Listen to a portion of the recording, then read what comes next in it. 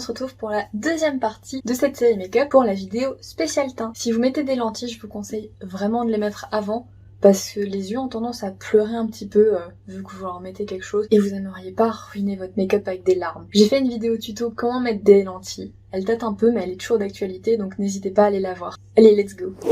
Pour notre base aujourd'hui, je vais mettre la Bare With Me parce que j'ai besoin d'hydrater un peu ma peau qui en ce moment est un peu acnéique et celle-ci elle est parfaite. C'est une texture un peu gel. Une chose importante, lavez-vous bien les mains avant de mettre un produit. Comme vous voyez, j'utilise mes doigts dans le produit, c'est pas ce qu'il y a de plus propre, donc des mains propres, bien lavées, bien séchées, c'est l'essentiel. Pour tout ce qui est hydratation de la peau, parce que c'est important aussi de s'hydrater, jamais juste avant un maquillage. Ça risque de rendre votre peau légèrement grasse et le maquillage va moins bien coller. Généralement, quand j'ai une convention ou quelque chose, ou que je dois me maquiller pour le cosplay, je m'hydrate la peau juste après m'être levé. C'est-à-dire, je me lève, je vais direct à la salle de bain, mettre mes produits, je prends mon petit déj tranquillement et tout, et après seulement je fais mon maquillage. Maintenant que ma base est mise, je vais appliquer mon fond de teint. Pour ça, je vais mouiller ma petite éponge. C'est important pour moi de la mouiller parce que déjà ça va être plus simple à appliquer et ça évitera qu'elle boive trop de fond de teint. Par contre, votre éponge doit pas être trempée, vraiment essorée là. Et comme vous voyez, elle a quasiment doublé voire triplé de volume. Donc aujourd'hui, je vais utiliser mon fond de teint de chez Foréa. Alors, généralement j'en mets 2 pompes. Voilà. Et après, je regarde en fonction de ce que je préfère. Si je me dis ça manque un peu de couvrance, j'en rajoute. Et si je me dis que ça en manque pas, et bah c'est parfait et j'en rajoute pas. Donc comme vous voyez, il est plus clair que ma peau. Je conseille toujours de prendre une teinte un peu plus claire parce que déjà les persos d'animé sont très blancs, en général très pâles. Et puis vu que vous allez après apporter du contouring et tout, ça va vous permettre de faire un contraste. Donc vraiment. Mais l'essentiel c'est de pas être trop clair non plus, faut que ça matche votre cou. Mais votre cou est généralement plus clair que votre visage puisque votre visage bronze un peu mieux. Là, je vais en remettre une pompe. Je trouve que ça manque un peu de couvrance encore sur le front. Hop. Voilà.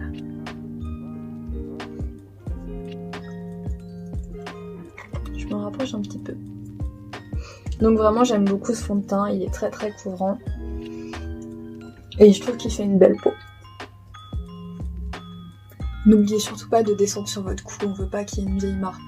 Ça, c'est un souci que j'ai déjà vu beaucoup de fois dans le cosplay, c'est soit des gens qui prennent une teinte trop foncée et c'est pas beau, soit des gens qui ne descendent pas dans leur cou et du coup c'est pas dégradé et il y a une barre et on veut pas de barre. Donc là pour l'instant j'ai l'air d'un petit fantôme, mais c'est normal, on va venir réchauffer tout ça après. Et le serre-tête c'est important pour pas mettre ses petits cheveux. Vous pouvez déjà mettre votre filet à cheveux d'ailleurs, hein. C'est pas interdit. Moi j'aime pas, ça serre trop la tête et un serre-tête ça fait très bien le taf. Maintenant je vais passer à l'anti-cerne. Donc je prends mon anti-cerne de chez Tarte et je vais l'appliquer au niveau de mes cernes et au niveau de ma zone T pour illuminer tout ça. C'est là en fait où je vais mettre l'highlighter.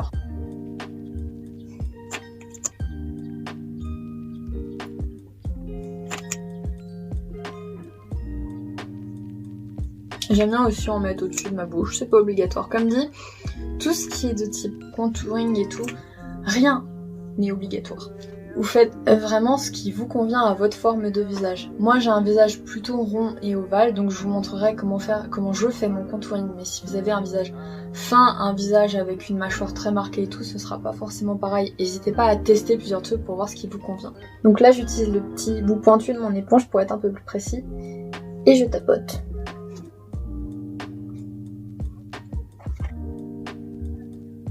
Essayez de tapoter sur place parce que plus vous allez vous éloigner, plus vous allez déplacer la matière. Et si on l'a placée là, c'est qu'on la veut ici. Je passe aussi déjà vite fait sur mon œil pour un peu mettre une base. Évidemment, je vais utiliser la base P. Louise dont je vous ai parlé dans la première vidéo. Mais comme je vais poudrer, pour éviter que ce soit un peu différent, parce que si vous poudrez sans mettre votre reste d'anti-cerne sur l'œil, là vous allez avoir une démarcation et ça va pas être très joli. Pour l'instant je vais pas forcément faire gaffe aux stries sous mes yeux parce que je vais appliquer mes produits crème. Mais sachez qu'il faut qu'il y ait rien comme marquage avant de poudrer, sinon vous marquez ces marques avec votre poudre. Donc je vais commencer avec des produits crème et je vais commencer avec mon contouring de chez Fenty Beauty avec un pinceau KVD. Je vous l'ai pas conseillé dans la vidéo parce que je l'aime pas trop. il est très dur, mais là je vais l'utiliser pour appliquer uniquement la matière. Donc en général ce que je fais c'est la fameuse bouche de je mange des spaghettis, mais je le mets pas dans le creux. J'ai un visage rond, donc je vais mettre juste au-dessus du creux pour un peu plus affiner. Voilà, quand je l'ai, c'est bon. Je tapote juste pour le moment, juste pour l'appliquer. Pareil de l'autre côté, et on essaye évidemment d'être symétrique. C'est la partie la plus difficile. Ce qui est sympa quand vous avez des produits crème, c'est de les combiner aux produits poudre pour les conventions parce que ça fera tenir votre maquillage encore mieux. J'en mets au bout de mon nez, ça fait un petit effet nez remonté, je trouve ça mignon. Et j'en mets évidemment au niveau de mon double menton, on va l'appeler comme ça. C'est là où j'en mets le plus. Parce que je cherche vraiment, j'ai pas une mâchoire ultra sculptée et je cherche à avoir cet effet parce qu'on sait tous que dans les animes ils ont tous un menton fin, pointu, chose que très peu d'entre nous possèdent. Voilà, une fois qu'on dirait que j'ai une petite barbe qui commence à pousser, je reprends mon éponge de l'autre côté, là où j'ai pas utilisé l'anti-cerne, et je tapote.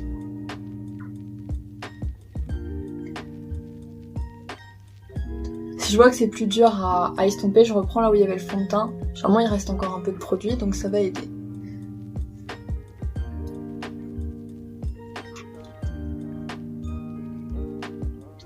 J'en ai pas mis beaucoup, parce que je vais utiliser la poudre après, par-dessus. Mais là, ce qui est sympa, comme dit, ça va faire tenir votre maquillage plus longtemps. Et c'est ça qu'on veut. Et on veut surtout que ce soit très bien estompé. On veut pas de barres. Ce serait dommage. Maintenant, notre contour est mis, je vais utiliser le fameux blush crème. Vous allez voir, j'adore sa couleur. Il est trop beau. Je l'applique juste au-dessus de là où j'ai mis mon contouring, en repassant un petit peu dessus. Et je tapote. Ne faites surtout pas des traits comme ça, sinon vous allez déplacer votre fond de teint. Et on veut surtout pas. Faut vraiment tapoter. Mais voilà, il est rose, frais, j'aime beaucoup. Et comme vous voyez, il est très léger, très en transparence. Donc, et vu qu'il s'étale bien, vous pouvez pas trop en mettre. Si vous optez pour des personnages plus matures, restez comme ça. Si vous voulez faire des personnages plus mignons, un peu de blush sur le bout du nez, c'est toujours adorable. Et si vous optez vraiment pour des personnages type enfantin, je vous conseille aussi de mettre du blush au niveau de votre menton et un peu plus au niveau des tempes et au niveau du devant de vos sourcils. Ça va vraiment, vous voyez ces espèces de poupées de porcelaine qui ont du rouge un peu partout sur le visage, ça va vraiment donner cet effet de poupée et c'est vraiment sympa pour les enfants. Maintenant que tous nos produits crème sont appliqués, si vous voulez mettre un highlighter liquide, c'est aussi le moment de le mettre.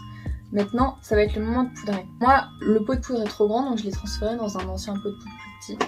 Mais avant de poudrer, ce qu'il faut surtout vérifier, c'est que là, vous n'ayez pas de traits. Vous voyez, ces traits, ça c'est pas beau. J'en ai toujours un petit peu parce que ça marque beaucoup chez moi. Mais le but, ça va être de les enlever au maximum. Les arêtes du nez aussi ont tendance à bien marquer. Donc on tapote. Comme avant, on fait pas des gros mouvements flash, sinon vous allez tout bouger, mais on tapote. En général, ce que j'aime faire, c'est tremper ma petite houppette dans la poudre, tapoter un peu pour enlever l'excédent parce que sinon ça m'assèche trop le contour des yeux. Et je vais tapoter et appliquer direct la poudre.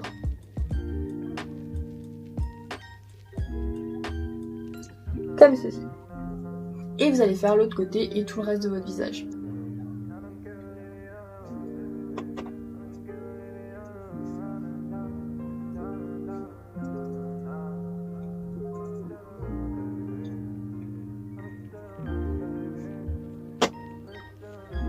Vous devez appliquer la poudre partout où vous sentez votre visage collé. Votre visage ne doit plus être collant. Ça peut sembler beaucoup de poudre, mais lors d'un shooting photo ou d'une convention, on transpire beaucoup. Donc c'est vraiment important de bien fixer tout ça. Si vous sentez que vous avez mis trop de poudre, prenez un gros pinceau propre et vous passez partout. Ça va enlever l'excédent et ça va replacer. Et là, en pinçant mon pinceau, je me rends compte que je colle encore un peu, donc on poudre.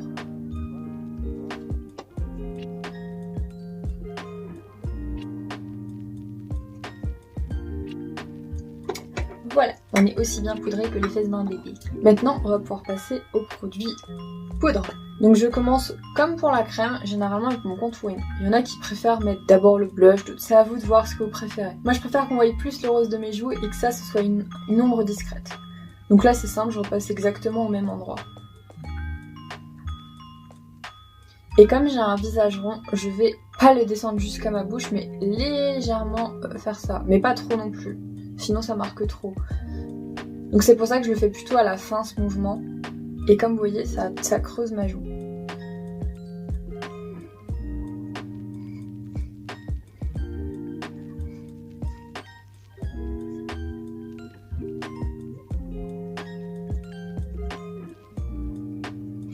Donc ce produit est un peu plus chaud que mon produit crème, mais c'est ce qui va enlever le côté un peu fantomatique de mon visage qui était très blanc de base. Ça lui en donne un peu vie. Et là, faut quand même bien estomper, faut pas avoir de barre. Ce que j'aime bien faire pour avoir des lèvres un peu plus pulpeuses, c'est je mets un peu de produit sur mon pinceau, j'appuie dessus pour le rendre fin, et pouf, juste sous les lèvres. Ça va rehausser un peu les lèvres. Et pareil sous le nez. Et j'aime bien me faire aussi le petit trait. Après, en termes de contouring, vous pouvez faire tout votre nez, donc faire 2 traits là. C'est à vous de voir ce qui convient le mieux à votre forme de nez. Si vous avez un front plutôt large, vous pouvez aussi en mettre là-haut. Moi, ça ne m'a jamais trop dérangé, donc j'en mets quand j'y pense. Maintenant que le contouring c'est fait, le blush. Je prends mon pinceau blush de chez Beauty Bay, mon blush de chez Milani, et let's go. J'ai tendance à toujours commencer à l'appliquer là. Comme c'est le plus près de votre cheveu, c'est pas très grave si c'est foncé. Ne commencez jamais à l'appliquer là, parce que si vous faites une tache foncée, ça va être horrible. Et j'estompe bien tout ça. N'ayez pas peur de déborder, ça fera plus naturel. Hein. Vraiment, vous savez que vous devez vous focaliser sur cette zone-là, mais comme vous voyez, quand j'estompe, je vais un peu plus haut, un peu plus bas. Il n'y a plus trop de matière sur mon pinceau, mais ça va juste étirer ce que j'ai déjà. Et je fais pareil de l'autre côté.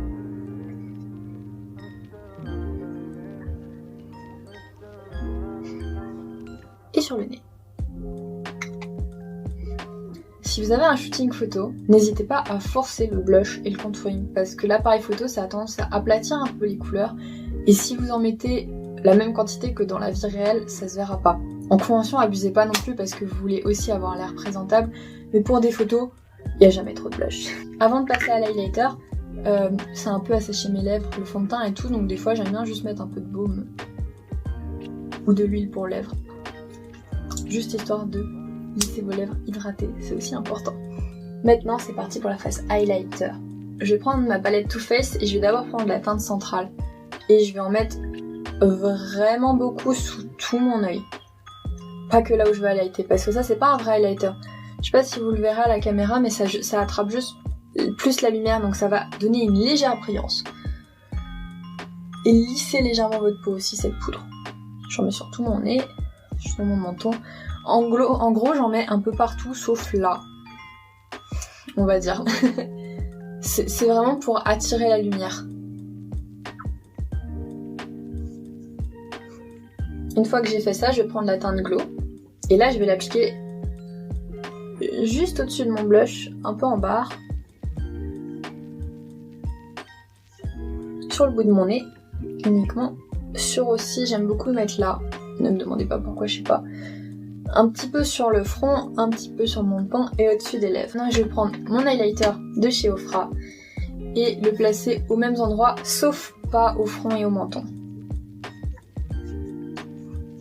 Maintenant, le tout, c'est de savoir est-ce que vous voulez briller ou briller. Et moi, j'aime briller. J'aime quand ça brille, j'aime quand il y a des paillettes. Donc, je vais appliquer au doigt. Ça va être beaucoup plus intense. Mais je l'applique que sur ces zones-là. Des fois là, voilà. Mais on ne veut pas non plus laisser une vieille tache comme ça, donc je reprends mon pinceau et j'estompe. Et ça, c'est de l'highlighter qui brille et on aime. Maintenant que vous avez fini cette étape, vous avez deux options. Soit vous continuez directement vos yeux, soit vous fixez avec un peu de spray, ce qui va permettre de bien mélanger toutes les couches entre elles pour que ce soit plus uniforme. Et aussi ce qui va être sympa pour quand vous aurez des chutes après. Vu que votre maquillage sera fixé, il y aura une genre de couche protectrice. Donc si après vous avez des chutes de votre fard à paupières, vous pourrez les enlever plus facilement. Donc moi je vais faire ça, je vais fixer. Et pour fixer là, je vais utiliser la brume continue chez Morphe, puisqu'elle est bientôt vide. Et c'est plutôt sympa pour entre les couches. Et un éventail pour sécher, parce qu'on veut pas avoir le visage tout humide.